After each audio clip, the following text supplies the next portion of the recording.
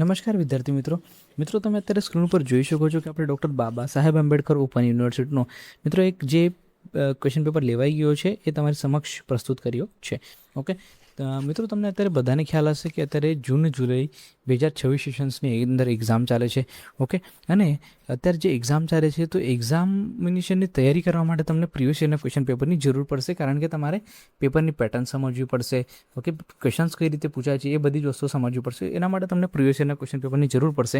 અને આપણે આપણા ઘણા બધા વિડીયોઝની અંદર રિક્વેસ્ટ કરેલી હતી કે અત્યારે જે એક્ઝામ થાય છે, ઓકે, જે બી અત્યારે એક્ઝામ થાય છે જૂન જુલાઈ 2026 સેશન્સની અંદર, તો પ્લીઝ તમારી જે એક્ઝામ થઈ ગયા પછી જ્યારે તમે ઘરે જાઓ તો ઘરે ગયા પછી એ જે ક્વેશ્ચન પેપર તમારી પાસે આવેલો હશો તો એનો ફોટો પાડીને એક ઈમેલ કરી દેજો. આપણો ઈમેલ આઈડી છે bvp566@gmail.com. ઓકે, તો એ જે આપણી પાસે ક્વેશ્ચન પેપર રિસીવ થશે તો એના ઉપર આપણે વિડીયો બનાવીને મૂકી દઈશું આપણી ચેનલની અંદર. એટલે ફ્યુચરમાં જે બી વિદ્યાર્થી આવશે એમને આ ક્વેશ્ચન પેપરની જરૂર પડશે તો અમને ઇઝીલી આ ક્વેશ્ચન પેપર મળતા રહે. ઓકે, એ જ રિક્વેસ્ટના બેઝ પર મિત્રો આપણી પાસે જાન્યુઆરી 2026 સેશન્સ, ઓકે, એટલે આજથી 6 મહિના પહેલાં જે ક્વેશ્ચન પેપર લેવાયેલા જાન્યુઆરી 2026 સેશન્સના, તો એ ક્વેશ્ચન પેપર મિત્રો આપણી પાસે રિસીવ થયો છે. સબ્જેક્ટનું નામ જે છે ગ્રામીણ સમાજશાસ્ત્ર છે. સબ્જેક્ટનો કોડ છે SOCM/S204. SYBનો મિત્રો આ પેપર છે અને આ પેપર જાન્યુઆરી 2026 સેશન્સમાં લેવાયેલો છે.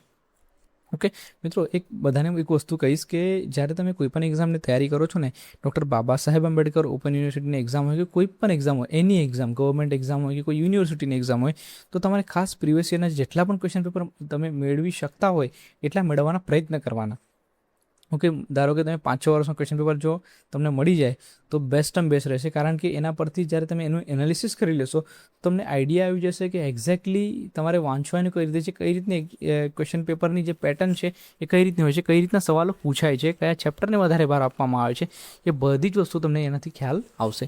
ઓકે, આની પહેલાંનો મિત્રો એક વિડીયો તમે ખાસ જોજો આપણી ચેનલની અંદર કે એક્ઝામિનેશનની એક્ઝેક્ટલી તૈયારી કઈ રીતે કરવાની, એનો પણ મિત્રો એક વિડીયો મેં બનાવેલો છે. એ જરૂરથી વિડીયો જોજો એટલે તમને વ્યવસ્થિત રીતે આઈડિયા આવી જશે. ઓકે, તો મિત્રો આ જે અત્યારે ક્વેશ્ચન પેપર છે એ આપણે જે આવેલો છે એના ઉપર જઈએ ત્યાંથી બધી વસ્તુ સમજી લઈએ કે કઈ રીતની ક્વેશ્ચન પેપરની પેટર્ન આવે છે અને કઈ રીતના સવાલો પૂછાય છે. તો ચાલો હવે ડાયરેક્ટલી જઈએ ક્વેશ્ચન પેપર ઉપર. તો મિત્રો બધાને હું રિક્વેસ્ટ કરીશ કે અત્યારે જો તમે ચેનલમાં નવા હશો તો ખાસ ચેનલને સબસ્ક્રાઈબ કરી લેજો, કારણ કે આ રીતના જે બી નવીન અપડેટ્સ રિલેટેડ વિડીયોઝ હોય, એજ્યુકેશનલ રિલેટેડ અપડેટ્સના વિડીયોઝ હોય એની નોટિફિકેશન સૌથી પહેલાં તમારી પાસે પહોંચી જાય. ઓકે, તમારા બધા જ ફ્રેન્ડ જોડે આ વિડીયોને શેર કરી દો એટલે બધાને આઈડિયા આવી જાય કે આ જે ક્વેશ્ચન પેપર છે જાન્યુઆરી 2026ની અંદર જે સેશન હતું એની અંદર કઈ રીતનું પૂછાયેલો છે.